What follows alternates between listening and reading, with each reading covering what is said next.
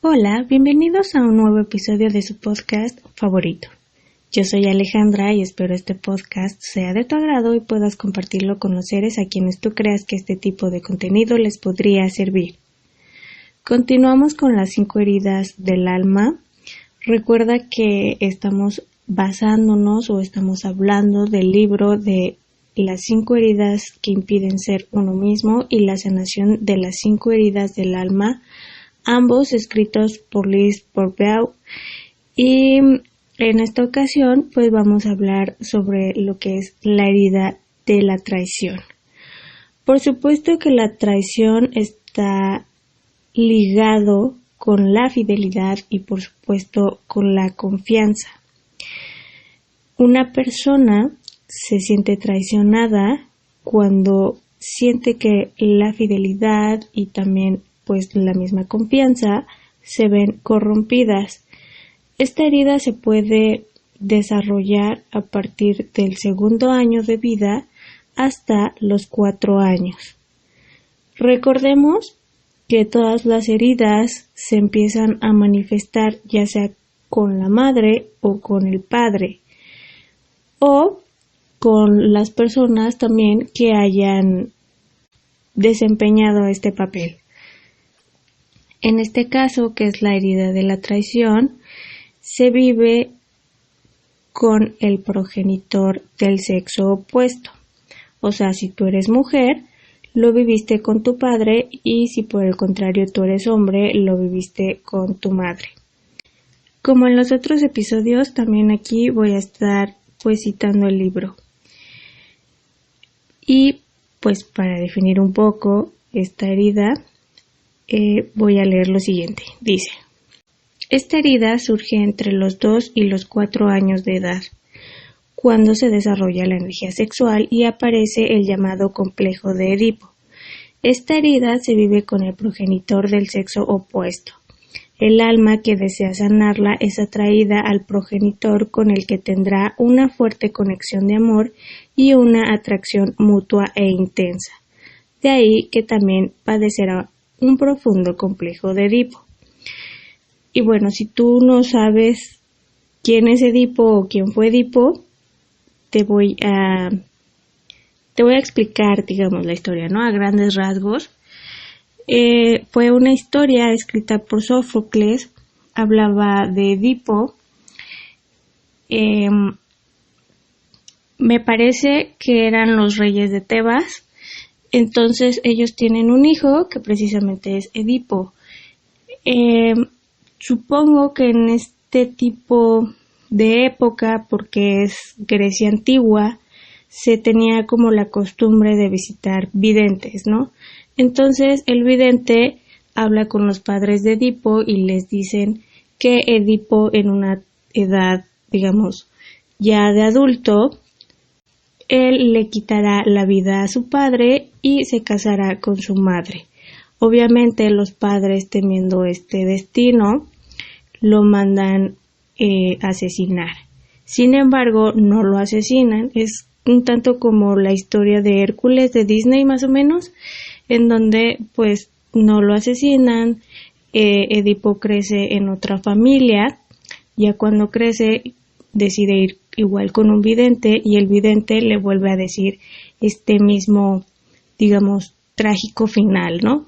Que él asesina a su padre y se casa con su madre. Él, temiendo esto, obviamente no sabe que es adoptado, decide huir de esta familia, ¿no? Por azares del destino termina con su familia de sangre y esta profecía pues obviamente se cumple.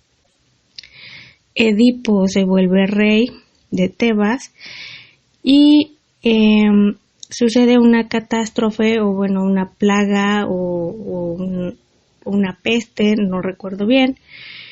Y entonces Edipo manda a llamar al vidente y le dice, oye, pues es que ¿qué está pasando? Y ya el vidente le dice que pues hay una maldición porque precisamente esta profecía se cumplió. Ahí Edipo descubre que, digamos, era adoptado y que pues mató a su padre de sangre y se casó y tuvo hijos con su madre.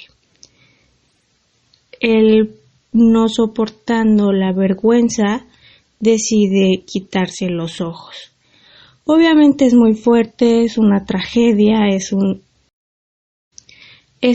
drama muy intenso, pero bueno, Sigmund Freud, pues ya en su época, haciendo pues todas sus investigaciones, todas sus teorías, se basó en esta historia un poco como hacerla como si fuera referencia a este complejo de Edipo, en donde este complejo pues literal es cuando a lo mejor el niño quiere que la madre sea, digamos, exclusivamente para él y por lo tanto desprecia al padre.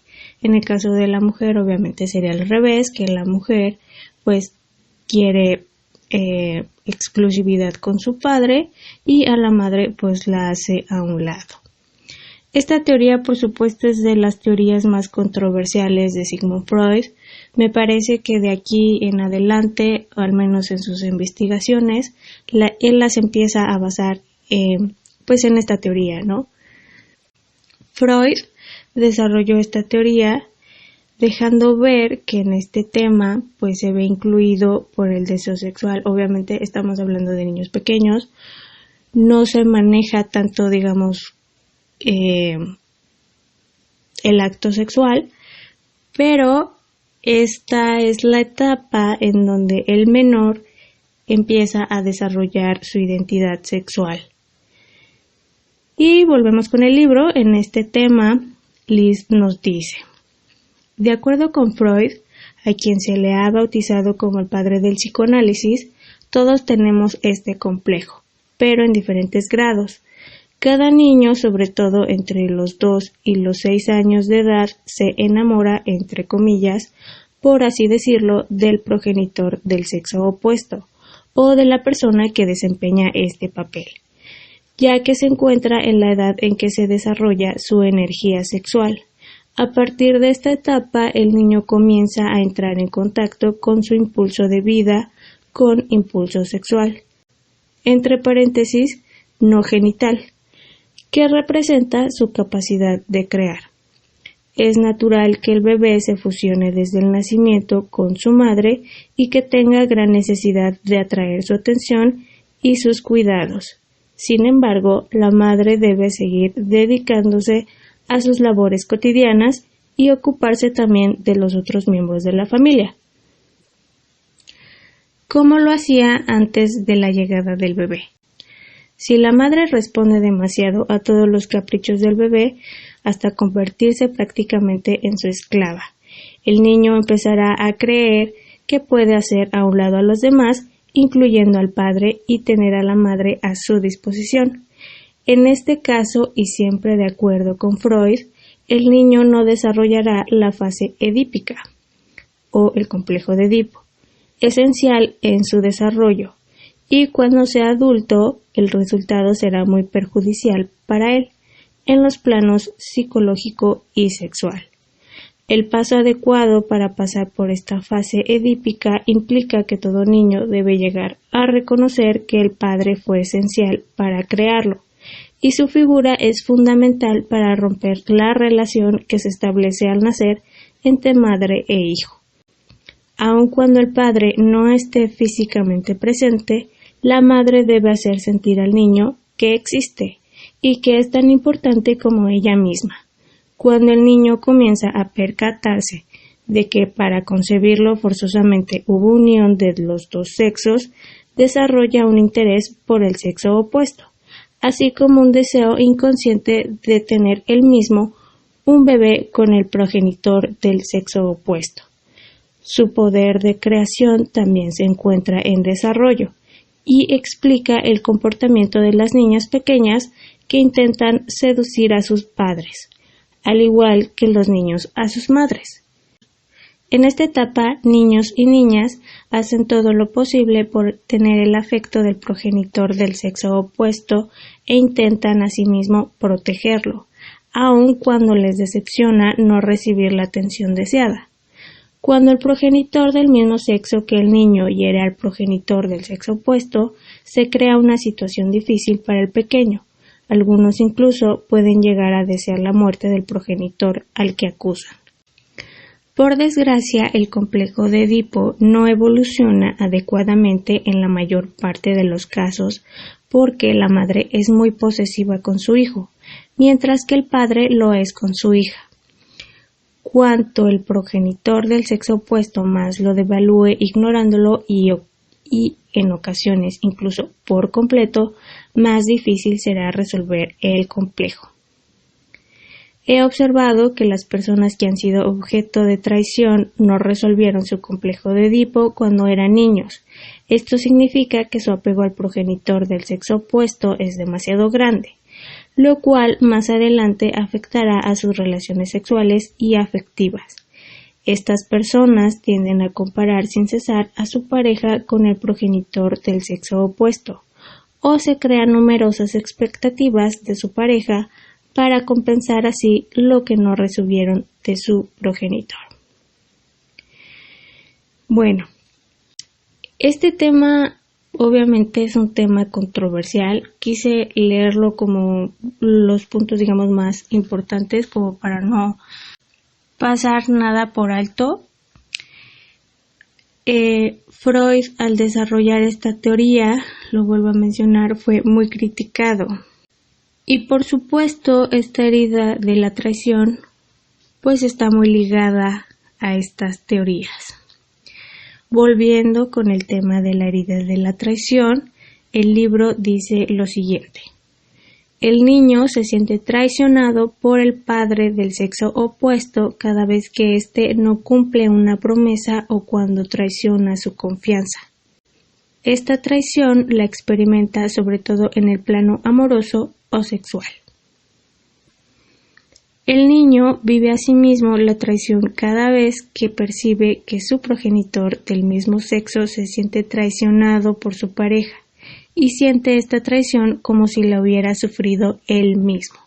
La niña pequeña también vive el sentimiento de traición cuando su padre le hace a un lado por la llegada de un bebé varón. Como todas las demás heridas, pues esta también desarrolla una máscara, ¿ok? Y esta máscara es la máscara del controlador. Recordemos que en la herida de la humillación, quien sufre de esta herida siempre intenta controlarlo todo, pero con el propósito de no sentir vergüenza. En este caso, que es la herida de la humillación, esto no es así. El tipo de control que desarrolla la persona, pues es diferente. Y este control es precisamente para sentir la fidelidad del otro. Liz lo explica así. Dice, el controlador desarrolla esta conducta para asegurarse de que mantendrán sus compromisos, para ser fiel y responsable o para garantizar que los demás mantengan sus respectivos compromisos. Entonces, el controlador controla, obviamente, tanto a él o ella misma como a los demás. También se reflejan en el aspecto físico y en esto dice, el controlador desarrolla un cuerpo que exhibe fuerza, poder y parece decir, yo soy el responsable, pueden confiar en mí. Es posible reconocer al hombre controlador por sus hombros firmes, por lo general más anchos que sus caderas. En ocasiones, no obstante, no hay mucha diferencia entre la amplitud de sus hombros y las caderas. Un signo de que un hombre sufre fácilmente de traición es visible cuando la parte superior de su cuerpo parece a primera vista emanar mucha más fuerza que el resto. Si ves a un hombre con hombros fuertes y grandes, bíceps gruesos, pecho saliente y una camiseta ajustada que delinee sus músculos, sabrás que tiene una herida de traición muy importante.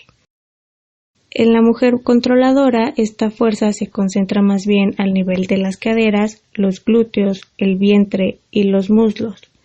La cauda equina en la mujer también forma parte de esta herida. La parte inferior de su cuerpo suele ser más ancha que los hombros, y si el cuerpo tiene forma de pera, cuanto más acentuada se encuentre la parte más ancha de la pera, más profunda estará la herida de traición. Sin embargo, también es posible observar en ciertos casos el fenómeno inverso. El hombre puede tener las caderas y los muslos más anchos que los hombros, y la mujer puede tener el cuerpo de hombre, es decir, hombros amplios y caderas y muslos más estrechos. Después de observar y constatar diversos casos, llegué a la conclusión de que la herida de traición en algunas de estas personas fue vivida con el progenitor del mismo sexo y no con el del sexo opuesto. Su complejo de Edipo no pasó por el proceso normal, es decir, con el progenitor del sexo opuesto. Estas personas sienten más apego por el progenitor de su mismo sexo y fueron ignoradas por el otro. Sin embargo, debo admitir que estos ejemplos son raros. Es por ello que en este capítulo se hace más referencia a las personas que viven la herida de traición con el progenitor del sexo opuesto. Si te ves en el caso contrario que he descrito, no tienes más que invertir el género de tu progenitor cada vez que me refiera a la herida. En general, las personas que portan la máscara de controlador ocupan su lugar, al tiempo que su aspecto físico es fundamental para ellos. Con frecuencia emanan un mírenme. En estas personas no puede decirse que aquellas que tienen peso de más estén gordos, sino más bien se les calificaría como personas fuertes. Este tipo de gente no parece gruesa cuando se le ve por la espalda. Sin embargo, al mirarlos de frente, sea hombre o mujer, es posible que tengan el vientre abultado. Esta es su manera de exhibir su fuerza, con un vientre que pareciera decir «soy capaz». En los países orientales, este rasgo se conoce como la fuerza de Hara. Y bueno, otro rasgo de esta herida de traición es que ellos de alguna forma también pueden controlar pues con la mirada, ¿no? Pueden o bien hacerte sentir bien o pueden hacerte sentir mal, ¿no? O sea, literal te controlan con la mirada. Esto último, la verdad, me recuerda a un actor mexicano que se llamaba Pedro Armendáriz, papá. Era pues de la época de María Félix, ¿no? Pero él fue demasiado conocido por su mirada que era muy fuerte. Incluso ustedes pueden buscarlo y impresiona. O sea, la verdad, a pesar de que es una foto, impresiona con su mirada, ¿no? Y bueno, esto a él lo tomo como un ejemplo de esto. Ahora también, en cuanto a esto de que su parte superior pues es más notable que el resto de su cuerpo, no sé si por ejemplo a ustedes les ha tocado, pero por ejemplo yo sí he conocido personas así que incluso yo me llego a preguntar, ¿no? Así como de cómo es que digamos se sostienen, porque o sea es muy prominente la parte superior y sus piernas son muy delgadas y pareciera incluso que a lo mejor no soportaría su propio cuerpo, ¿no? Y bueno, estas personas son las que tienen esta herida. Ahora, volvemos con el libro. Dice, es posible reconocer el ámbito en que una persona es controladora y teme ser traicionada por la parte del cuerpo que indica fuerza o poder. Por ejemplo, la cadera fuerte de una mujer o un hombre y el vientre prominente a manera de protección indican rabia hacia el sexo opuesto, especialmente en el terreno sexual.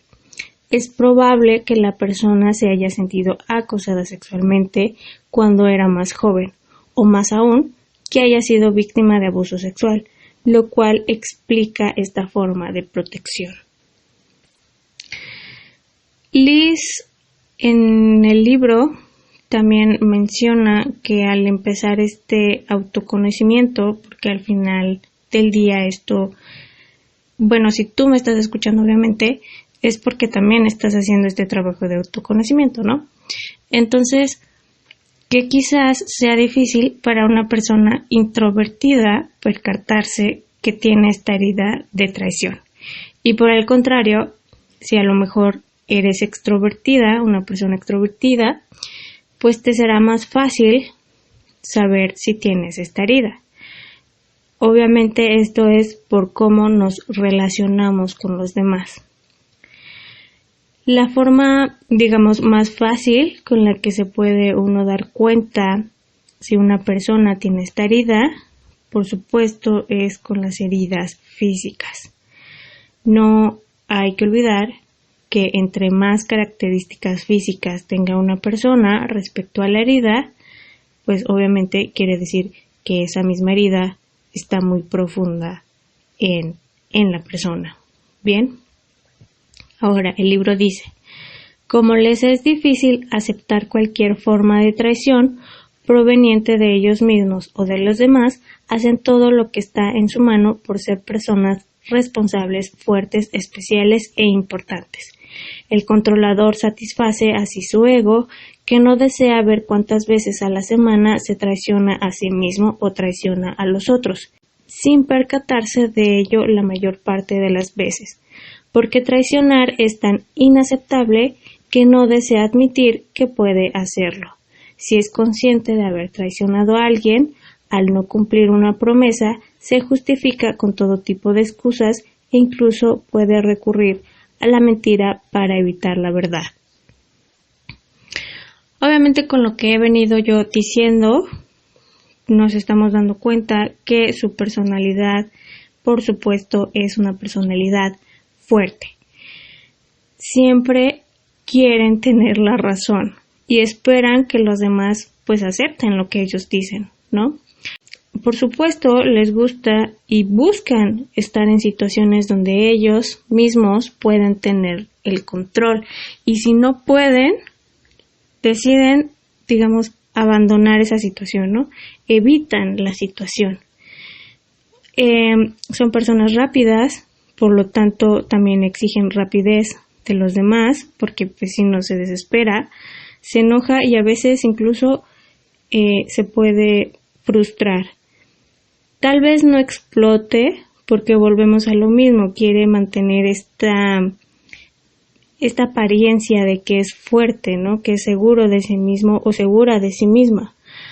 A pesar de que es una persona que hasta en esto se controla, tiene, digamos, una contraparte, y es que tiene muchos altibajos emocionales. O sea, como que va con facilidad de un polo a otro polo. O sea, por ejemplo, puede ser en este momento un amor de persona y al momento siguiente todo lo contrario. Por supuesto que todo esto pues lo hace una persona intensa. Y claro que esto lo demuestra en todo. Con respecto al trato con los demás, Liz menciona: parece tener oídos y ojos en toda la cabeza para saber qué hacen los demás y asegurarse de que hacen bien lo que supuestamente deben hacer. Es más exigente con quienes lo rodean que consigo mismo. Sin embargo, confía con mayor facilidad en las personas de su mismo sexo y supervisa y controla adicionalmente a las del sexo opuesto. Cabe recordar que la herida de traición se despierta en él cada vez que tiene frente a sí a alguien que no cumple con sus compromisos. El controlador, que se considera muy trabajador y responsable, tiene problemas con la pereza. Según sus creencias, nadie tiene derecho a holgazanear hasta haber cumplido con todos los deberes de los que le es responsable. Ver a otra persona no hacer nada, sobre todo a otra persona del sexo opuesto, le crispa los nervios. La considerará perezosa y le será difícil confiar en ella. Por otra parte, se las ingenia para que todo mundo sepa lo que hace, cómo lo hace y cuánto hace. Para él es fundamental que los otros vean hasta qué punto es responsable y es posible confiar en él. Detesta que no confíen en él, pues se considera tan responsable y talentoso que supone que los demás deberían hacerlo siempre. Sin embargo, no se percata de cuán difícil le resulta a él confiar en los demás. Ahora, por otra parte, estas personas, digamos, tienen como dos caras o dos facetas, y una es que, por ejemplo, cuando encargan algo a la otra persona, lo hacen para ver si sí pueden confiar en ellos y si ellos también son lo suficientemente capaces como para hacer aquello que él le encomendó, ¿no? Por lo mismo, pues, de la confianza y de la fidelidad, que en este caso pues puede ser algo sencillo, no tanto como una tarea, pero es así, ¿no? Y por la otra parte, digamos la otra cara de la moneda, si llegase a ser, por ejemplo, una tarea, en este caso sí una tarea, a lo mejor en un principio lo encomiendan a la otra persona, pero al final o durante el proceso ellos son los que terminan realizando esta tarea, ¿no? Obviamente por controlar. ¿Por qué? Porque con ello, pues creen que haciendo ellos mismos esa tarea es como van a tener mejores resultados. Para esto me recuerda mucho este dicho que dice, si quieres que algo salga bien, hazlo tú mismo. Y seguro tú lo has escuchado, ¿no? Bueno, es esto precisamente. Como ya lo mencioné, pues un controlador no le gusta que lo controlen. Por eso también siempre pues se muestra fuerte y también gracias a esto pues deciden adelantarse a los hechos, ¿no? Digamos como adelantarse al futuro un poco, como si quisieran adivinar a la otra persona. Precisamente para tener el control, a lo mejor saber cómo contestar o qué hacer, ¿no? Les molesta mucho y se llegan a frustrar cuando las cosas no salen como ellos lo planearon o como ellos lo imaginaron, ¿no? De alguna forma también les gusta llamar la atención. Una, pues obviamente con su control o controlando, porque piensa que así los demás van a confiar en él o en ella. O sea, van a decir, este está haciendo las cosas bien, hay que confiar en él. Recordemos que la confianza para este tipo de personas, pues básicamente lo es todo. Sin embargo, cuando él o ella, pues cometen un error, bien como lo mencionaba ahorita, y pues son enfrentados, lo que hacen es justificarse y por supuesto que en esa justificación bien pueden empezar a mentir, lo cual pues es muy común. Y en algunos casos, claro está, pueden llegar a ser manipuladores. Pero, por otro lado, no les gusta que le mientan y no les gusta a ellos dar explicaciones. Ahora, el libro menciona aquí esto. Muchas personas que tienen la herida de traición han sufrido porque el progenitor del sexo opuesto no cumplía con sus compromisos según sus expectativas infantiles de un progenitor ideal. Es muy común escuchar a quienes acuden a mis talleres relatar que cuando se embarazaban de un hombre que temía comprometerse, éste insistía una y otra vez en que abortaran. Este tipo de incidentes en quienes tienen la herida de traición añade otra capa más a su herida.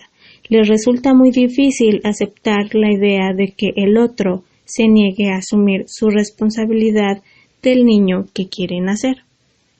Mencioné antes que el controlador no confía fácilmente, sin embargo, tendrá más confianza si no hay interés sexual de por medio. Es muy seductor, pero cuanto más profunda sea la herida, más preferirá que los del sexo opuesto sean amigos más que amantes. Se siente más en confianza como amigo y utiliza la seducción para manipular a los otros, lo que por lo general le da buenos resultados. Es especialista en encontrar cualquier medio para seducir. El controlador será, por ejemplo, el preferido de su suegra, ya que le habrá seducido con bellas palabras. Sin embargo, está alerta en presencia de otro seductor. Sabe de inmediato cuando alguien intenta seducirlo y no lo impide.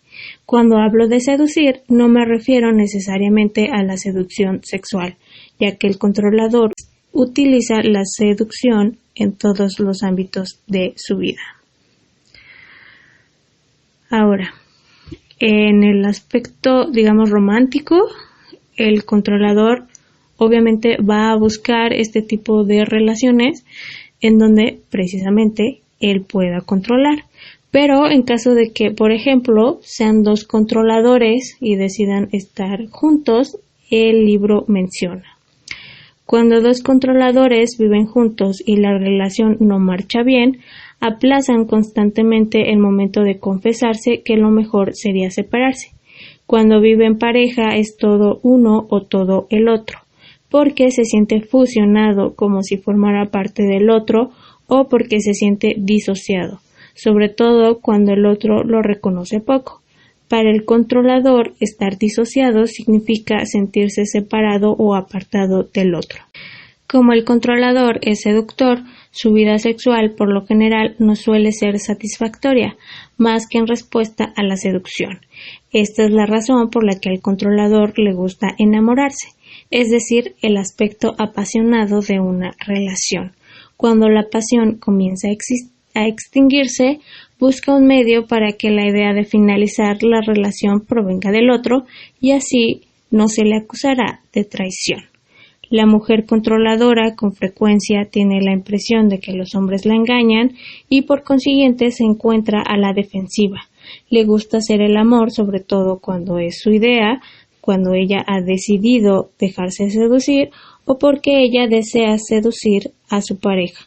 El hombre controlador prefiere hacerlo cuando la idea es de él. Cuando el controlador, hombre o mujer, desean hacer el amor y el otro lo rechaza, se sienten traicionados. No puede comprender por qué el otro, pese a que lo ama, no desea fusionarse con él y hacer el amor.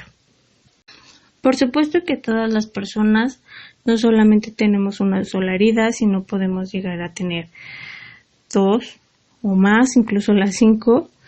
Y aquí, por ejemplo, menciona sobre la herida del abandono. Dice: la herida de abandono en la mayoría de los controladores se desarrolló antes que la de la traición. Los que deciden desde muy pequeños no ver o no aceptar su lado dependiente, o sea, su herida de abandono, desarrollan una fuerza necesaria para ocultar su herida de abandono y en ese momento comienzan a crear una máscara de controlador. Si se mira bien a esa persona, se verá la máscara de dependiente en sus ojos, o sea, los ojos tristes y caídos, y su boca caída o en algunas partes del cuerpo encorvadas o que carecen de tono muscular. En algunas personas, la herida de abandono predomina sobre la traición, mientras que en otras ocurre lo contrario, y la máscara de controlador es la que sobresale.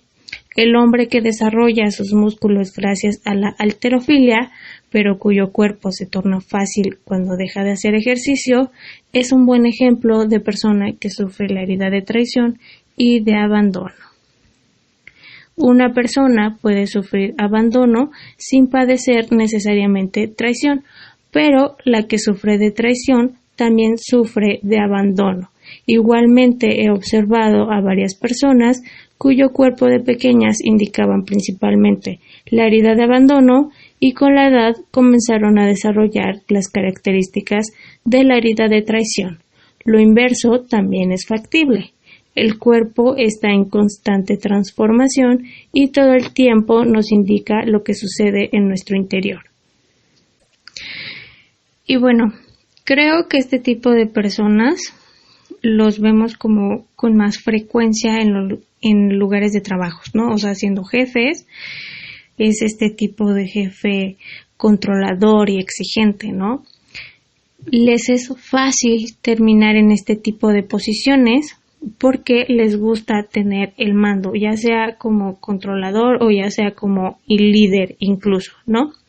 No precisamente necesitan ser jefes. O sea, puede que los demás estén a su mismo rango laboral, pero pues eso para él no es impedimento para poder controlar. Por supuesto, también no les gusta ser rechazados o que se les niegue algo. Eso, por supuesto, lo ve como si fuera una traición. Y claro que son estas personas que todo se lo toman muy a pecho, como si todo fuera en contra de ellos. Y les es muy difícil dar una segunda oportunidad. Y bueno, finalizo con esto. Es importante que te percates de que el progenitor del sexo opuesto con el que vives esta herida probablemente vivió y vive aún la misma herida que tú con su progenitor del sexo opuesto. Y bueno, hasta aquí con este tema. Recuerda que lo que yo usualmente les digo, por supuesto, es que primero, en este caso, pues que no se tomen las cosas personales. Todo esto, por supuesto, es parte del ego, entonces empezar a controlar el ego.